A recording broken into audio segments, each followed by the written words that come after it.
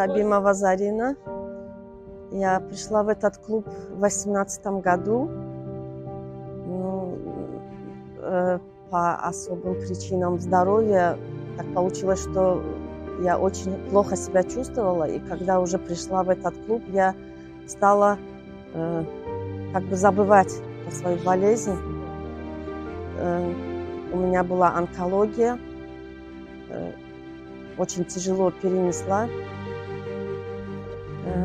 Честно говоря, я дома думала, что я не вылезу из этой болезни.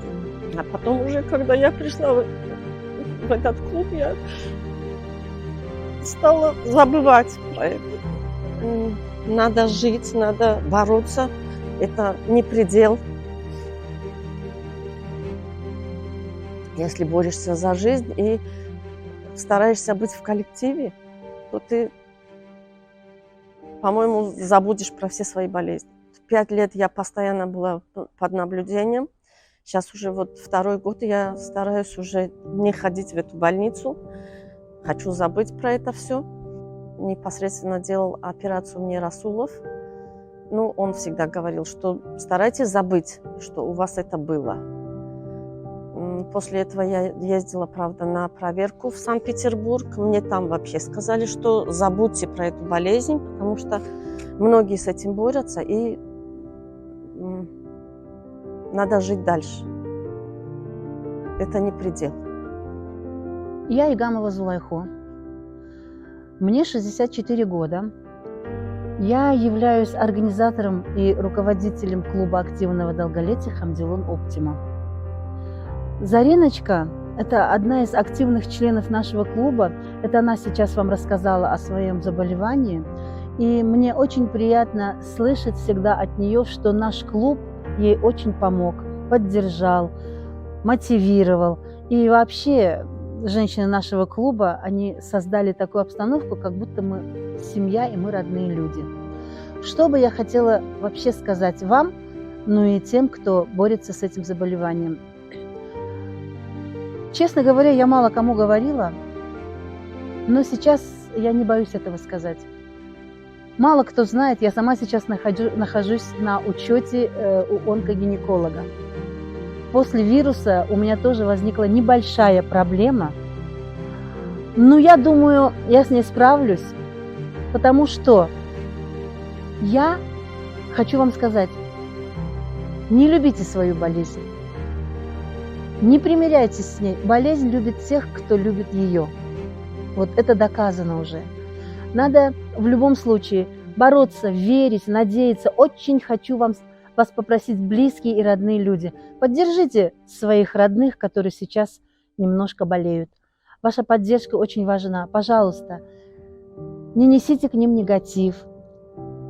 Не несите к ним ваши слезы, ваши проблемы. Нет, сейчас ваша поддержка им очень важна. И если они увидят, сколько любви, заботы и внимания они имеют, они будут держаться за эту жизнь. Наш клуб «Хамдилон Оптима» – это настоящий островок позитива, настоящий островок добрых, замечательных, прекрасных женщин. Мы вместе с ними оздоравливаемся, общаемся, вместе празднуем праздники, ходим на скандинавских палочках, занимаемся танцевальной гимнастикой, дыхательной гимнастикой, вместе отмечаем наши мероприятия. Вы знаете, уважаемые женщины, мужчины, девушки любого возраста, я призываю вас просто, от души призываю укреплять свое физическое здоровье с молодости. Физическое здоровье укрепляет и душевное, моральное здоровье. Потому что когда человек болен, у него разрушается душа, разрушается тело, разрушаются мысли. А когда он здоров и стремится к здоровью и оздоравливается, вы знаете, сколько это дает внешнего и внутреннего позитива, сил и уверенности в себе. Человек, который сидит, считает свои болячки, это получеловек. Пожалуйста, не примиряйтесь ни с какой своей болезнью. Болезнь отходит тогда, когда человек от нее отходит. С удовольствием хочу отметить наших друзей из благотворительного фонда «Музафар» во главе с уважаемой прекрасной Манзурой Джураевой. Этот фонд давно уже, если нашему клубу 5 лет, то этот фонд в течение 3 лет уже поддерживает нас и в праздники, и в будни, они с нами. Более того, они поддержали нам проект по организации школы скандинавской ходьбы в социальном учреждении города Душанбе. Дарт мехмон шуда бьёду, мехмон шуда брават.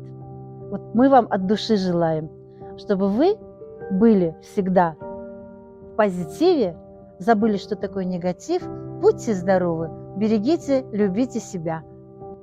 Здравствуйте, меня зовут Магин, и я психолог. Сегодня психология широко применяется в различных сферах жизни, в том числе в медицине и онкологии.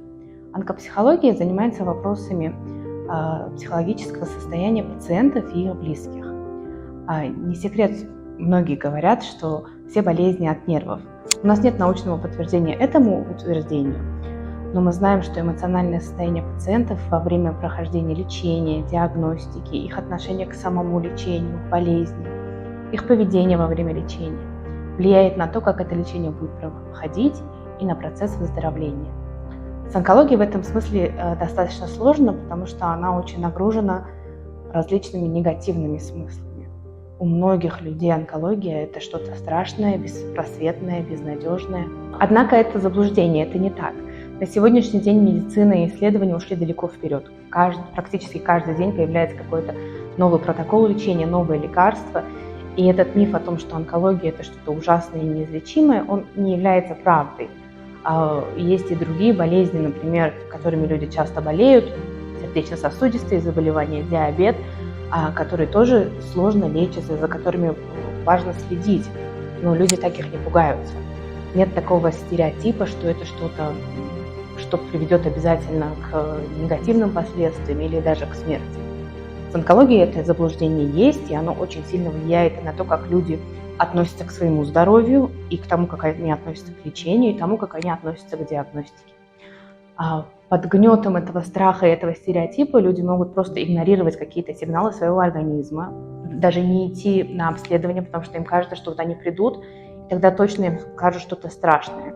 Хотя ранняя диагностика – это ключ к выздоровлению, к хорошим результатам лечения. И тогда, если вы за собой замечаете, что у вас есть эти страхи, очень важно напомнить себе и, в принципе, говорить о том, что это заблуждение, и это не так. Да, это действительно болезнь, да, ее нужно лечить. При этом это не что-то страшное, это не конец света. И важно вовремя обращаться за лечением.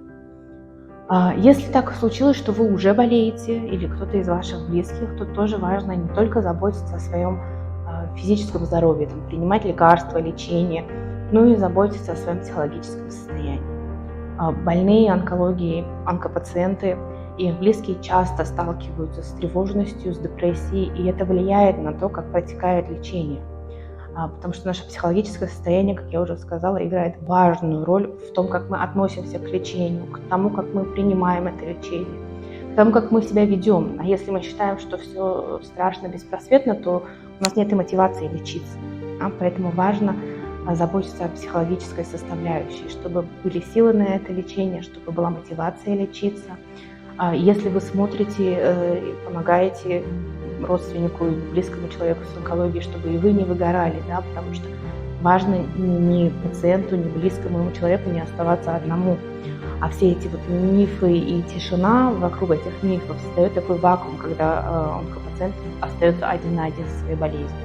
Поэтому об этом важно говорить, об этом важно помнить, важно обращаться за помощью. Если вы понимаете, что вам эмоционально сложно, вы можете обратиться к кому-то в своем окружении, к своим близким, с кем вы можете хотя бы об этом поговорить, либо обращаться за профессиональной помощью, где вы сможете проговорить свои страхи, поговорить о том, что вас беспокоит, и получить своевременную помощь. И если вы или ваши близкие уже столкнулись с этой болезнью, важно не оставлять себя, не игнорировать свое психоэмоциональное состояние, потому что это тоже влияет на лечение. Дорогие женщины, если вы сейчас болеете или кто-то из ваших близких болеет, страх, он нормален. Нам нормально бояться чего-то неизвестного, того, что мы не понимаем. Опять же, куча стереотипов вокруг этой онкологии. Но на сегодняшний день большинство заболеваний поддается лечению.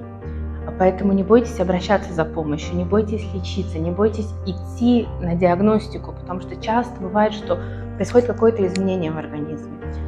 где-то болит, где-то какие-то необычные выделения, и резко страх.